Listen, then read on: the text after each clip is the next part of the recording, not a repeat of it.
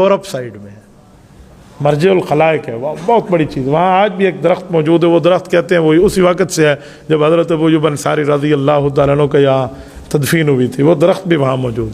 میری بات کا مطلب یہ حضور پاک علیہ السلام کے میزبان ہیں مدینہ طیبہ کے. یہاں میں ایک واقعہ آپ کی خدمت میں عرض کروں. یہ جو ہم کہتے ہیں نا میزبان رسول ہے، اتنی بات ظاہری طور پہ ٹھیک ہے کہ یہ حضور کے میزبان ہیں، انہوں نے اپنا گھر پیش کیا تھا. لیکن اگر ڈیپلی تھوڑی گہرائی کی نظر ہم دیکھیں نا تو یہ میزبان نہیں ہے، یہ مہمان ہے.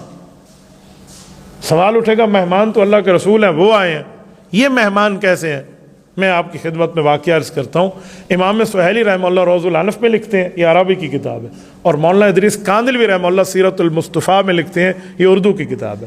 آپ سیرت المصطفیٰ خرید لیں، اس سے آپ اس واقعے کو پڑھیں، آپ کا ایمان تازہ ہو جائے گا.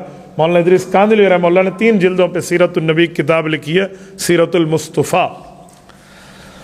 وہ فرماتے ہیں کہ حضور پاک علیہ الصلوۃ والسلام کی دنیا میں آمد سے پہلے ایک بادشاہ کا گزر ہوا جو شاہ طبہ حمیری تھا، یمن کا بادشاہ تھا، قبیلہ حمیری کا رہنے والا تھا. وہ یہاں سے گزرا تو اس کے ساتھ اس کے ارکان پارلیمنٹ تھے، وزیر مذہبی امور بھی ہے، مولوی بھی ہیں، عوام بھی ہے، باقی وزراء بھی ہیں جو اس زمانے کے ان کی کتابوں کے عالم تھے. تو کہتے ہیں سارے اس جگہ پڑاؤ کے لیے رکے. جو بادشاہ رکا تو علماء جو تھے نا تورات انجیل زبور والے، انہوں نے اس جگہ کو دیکھا نا مدینہ طیبہ کو، اس زمانے میں سے یثرب کہتے تھے. سورت نمبر 33 سورت احزاب میں بھی یہ لفظ ہے، یا اہل یثرب لا مقام لکم فرجعوا، تو یثرب کہتے تھے اسے. تو رکے تو انہوں نے اس جگہ کا وزٹ کیا نا، تو وہ تورات انجیل پڑھے ہوئے ایک دوسرے کو کہنے لگے کہ یہ ہم یہاں سے نہیں جاتے، یہ تو آخری نبی کی آمد کی جگہ ہے، اس کے استقبال کے لیے لے جاؤ، پتہ نہیں پھر آنا نصیب ہو یا نہ ہو. تو صبح بادشاہ نے لشکر کے کوچ کا حکم کیا اور انہوں نے کہا ہم نے یہاں رہائش لینی ہے. بادشاہ نے کہا ناراض ہو کہ جی میں ناراض نہیں ہے، آپ کا احسان ہوگا میں یہاں رہنے دیں.